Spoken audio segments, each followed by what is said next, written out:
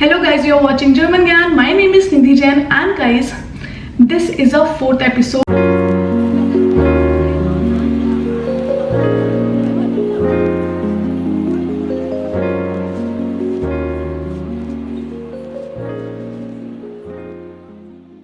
This video will be having B2 grammar doubts. So in case you are having any B2 grammar doubts, then you can comment down below. We will be answering you very soon. In case there will be lots of doubt, we will be making another video for the same. And guys, in this video you're gonna learn so much, so make sure to watch this video till end.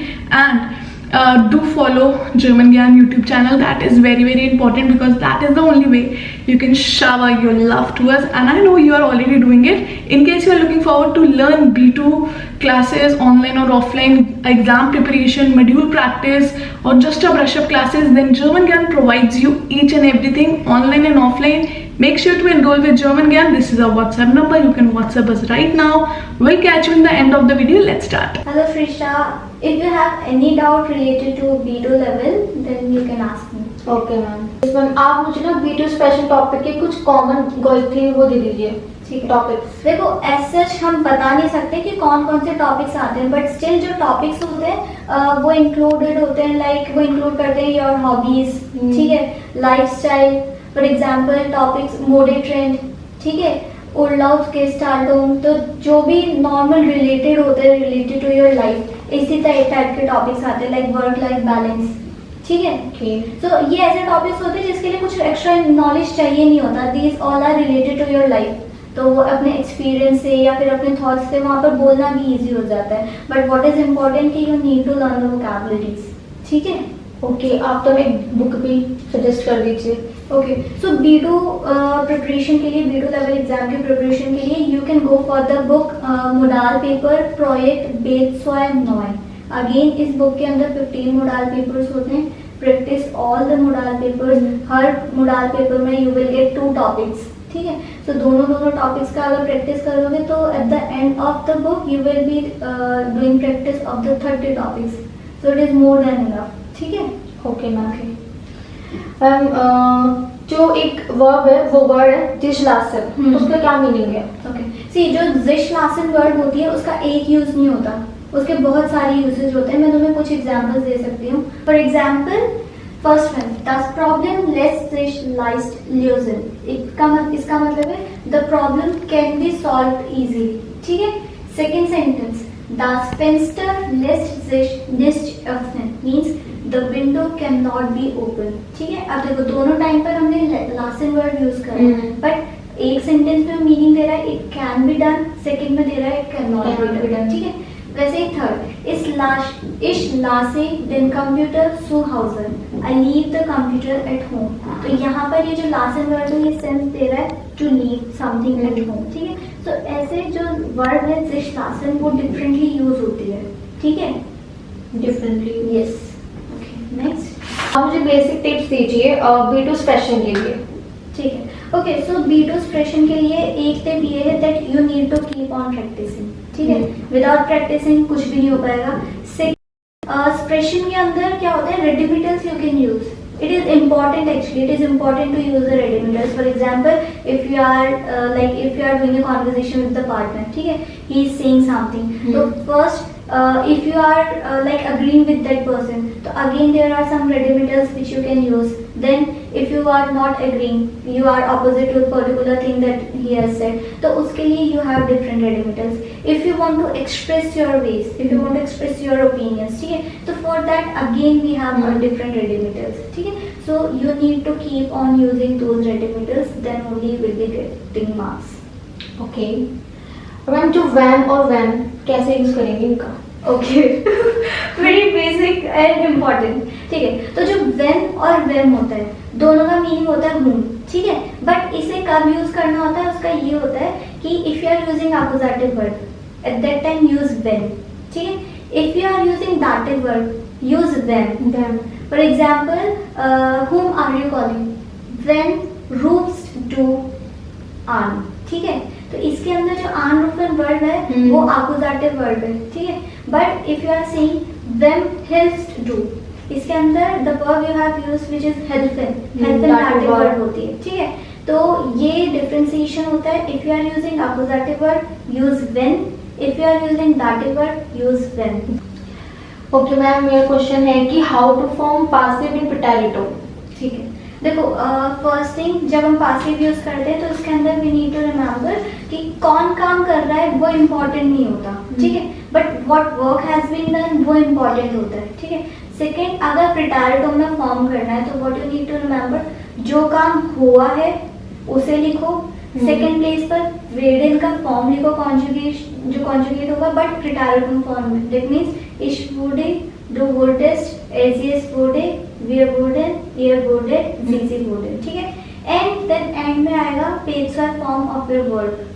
ठीक है, जो भी that is the पेजर form of the word वो आएगा. So this is your sentence structure passive in प्रेटेरिटो. ठीक है. ठीक है. Okay. और जो निस्ट होता है उसको कैसे प्लेस करते हैं? Okay, very nice question.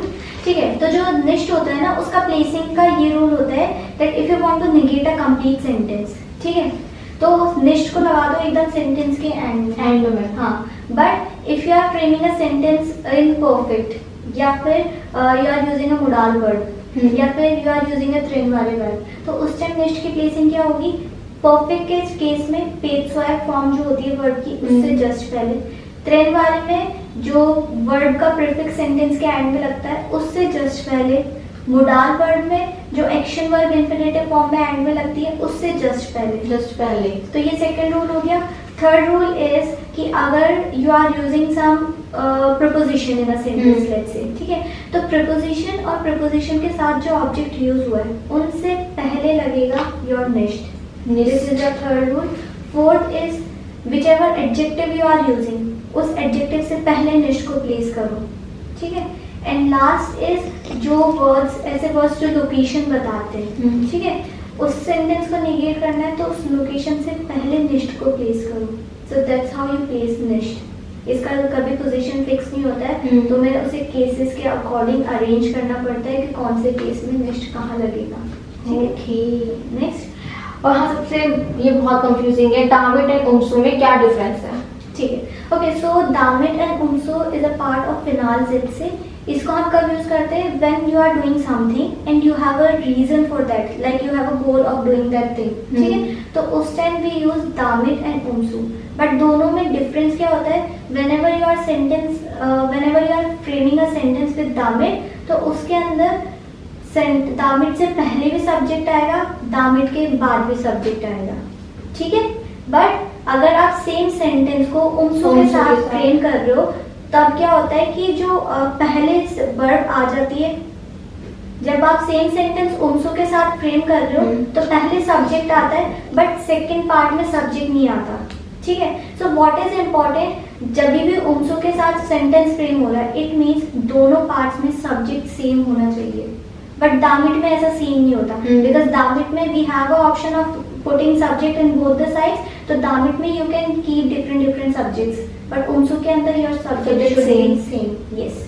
बाकी दोनों का मीनिंग सेम है, लाइक दोनों का जो काम है वो सेम है. You are doing something and you have a proper reason, proper aim of doing that thing. At that time use दामिट और उमसो. ओके. और आप मुझे बताओ कि B2 लेवल के लिए कोई फ्लुएंट कैसे करें, मतलब फ्लुएंसी कैसे लाएं B2 लेवल में? Okay, for that you need to keep on reading things. ठीक है. B2 लेवल के जितने भी आर्टिकल्स हैं, जितनी भी बुक्स हैं, जितने भी text, as much as you can read, जितना रीड करोगी उतनी वोकैबुलरी स्ट्रांग होगी. What you can do is text read करो, जो भी वोकैबुलरी का प्रॉब्लम आ रहा है उसे नोट करो, उसके मीनिंग्स देखो and try to frame at least 2 sentences. ठीक है. And keep on revising that thing so that you get used to that word. तो जब उस वर्ड की हैबिट हो जाएगी then it will be easy for you to speak that thing. ठीक है. That's how you can get fluent. And apart from this, you can watch some very nice YouTube channels. There are so many YouTube channels. So I prefer watch channels of Germans. ठीक है. हाँ, because जो Germans होते हैं वो बहुत अच्छे से मोडाल पार्टिकल यूज करते हैं. ठीक है. मोडाल पार्टिकल ये बहुत ज्यादा कॉमन होता है जर्मन्स में. लाइक जैसे ही वो कुछ बोलना स्टार्ट करते हैं दे यूज मोडाल पार्टिकल्स.